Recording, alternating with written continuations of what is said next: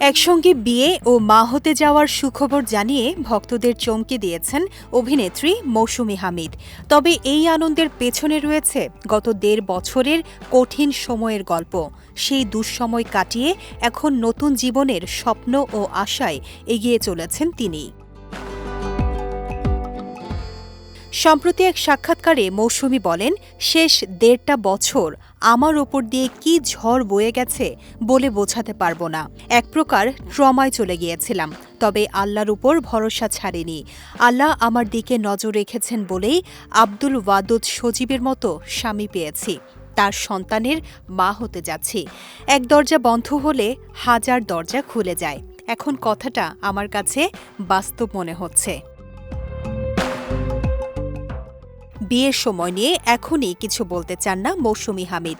তিনি জানান, কঠিন সময়ে বন্ধু আব্দুল ওয়াদুদ সজীব পাশে থাকায় তাদের সম্পর্ক নতুন পথে এগিয়ে যায়। তবে বিয়ের তারিখ আপাতত গোপন রাখছেন তিনি। তিনি বলেন, বিবাহবার্ষিকী এলেই সবাই জানতে পারবেন।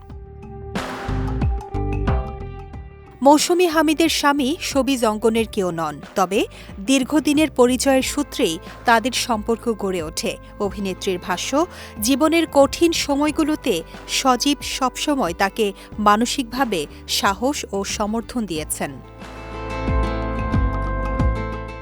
অভিনয় থেকে দীর্ঘ বিরতি নেয়ার ইচ্ছা নেই মৌসুমীর। তিনি বলেন, আমি এখনও অভিনয়ের জন্য প্রস্তুত। আমার বর্তমান অবস্থার সঙ্গে মানানসই কোনো চরিত্র পেলে অবশ্যই ক্যামেরার সামনে দাঁড়াবো। সন্তান হওয়ার পরও বড় কোনো বিরতি নিতে চাই না। আশা করছি খুব শিগগিরই দর্শক আমাকে আবার পর্দায় দেখতে পাবেন।